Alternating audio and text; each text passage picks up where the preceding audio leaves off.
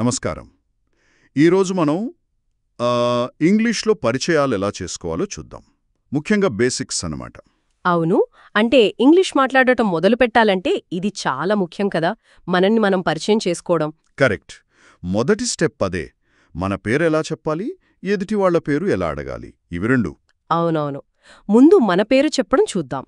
దానికి సాధారణంగా ఒక వాక్యం వాడతాం కదా, మై నేమ్ ఇజ్ అని. సరిగ్గా చెప్పారు. మై నేమ్ ఇజ్ అంటే చాలా సింపుల్గా నా పేరు అని అర్థం. అంటే మై నేమ్ ఇజ్ పక్కన మన పేరు పెట్టేయడమే. అంతే.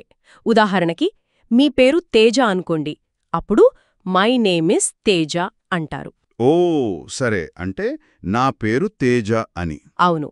అలాగే ఇంకొకరి పేరు ప్రియా అనుకుంటే మై నేమ్ ఇస్ ప్రియా అంటే నా పేరు ప్రియా అని. చాలా స్పష్టంగా ఉంది.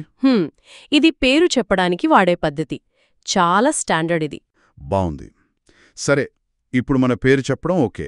మరి ఎదుటివారి పేరు తెలుసుకోవాలి కదా, అప్పుడు దానికి కూడా ఒక సింపుల్ ప్రశ్న ఉంది.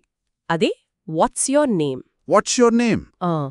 దీని అర్థమేంటి? దీని తెలుగు అర్థం మీ పేరు ఏమిటి అని. అంతే. చాలా సులువు. ఓకే. వాట్స్ యోర్ నేమ్ అంటే మీ పేరు ఏమిటి, ఇది కూడా డైరెక్ట్గా ఉంది. అవును. ఈ రెండూ తెలిస్తే చాలు, ఒక చిన్న పరిచయం చేసుకోవచ్చు. అంటే ఈ రెండిటిని కలిపి వాడొచ్చన్నమాట, ఒక చిన్న సంభాషణలాగా. ఎస్. ఫర్ ఎగ్జాంపుల్, మొదటి వ్యక్తి hello my name is Teja, what's your name అని అడగొచ్చు. హలో, నా పేరు తేజ, మీ పేరు ఏమిటి అని. దానికి రెండో వ్యక్తి hi Teja, my name is Priya అని చెప్పచ్చు. హాయ్ తేజ, నా పేరు ప్రియా. చూసారా ఎంత సింపుల్గా అయిపోయిందో పరిచయం? అవును. హలో, హాయ్ లాంటివి కూడా వాడుతుంటాం కదా పలకరించడానికి, అవి దీనికి తోడవుతాయి. నిజమే. అయితే ఇవి వినడానికి చాలా సులువుగా ఉన్నాయి, కానీ కొత్తగా నేర్చుకునేవాళ్లు అంటే పిల్లలు గుర్తుపెట్టుకోవడానికి, కరెక్ట్ టైంలో వాడటానికి కొంచెం కష్టపడతారేమో. అది నిజమే. ఏ భాష నేర్చుకున్నా మొదట్లో అలాగే ఉంటుంది. దీనికి ఒక్కటే మార్గం. ఏంటది? ప్రాక్టీస్, సాధన చేయడమే. మై నేమ్ ఇజ్ ఇంకా వాట్స్ యోర్ నేమ్, ఈ రెండిటినీ మళ్ళీ మళ్ళీ అనాలి.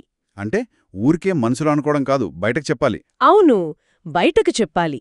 ఇంట్లో వాళ్లతో, స్నేహితులతో సరదాగా మాట్లాడుతూ ట్రై చెయ్యాలి. అలా చేయడం వల్ల అవి నోటికి అలవాటైపోతాయి కదా. సరిగ్గా చెప్పారు.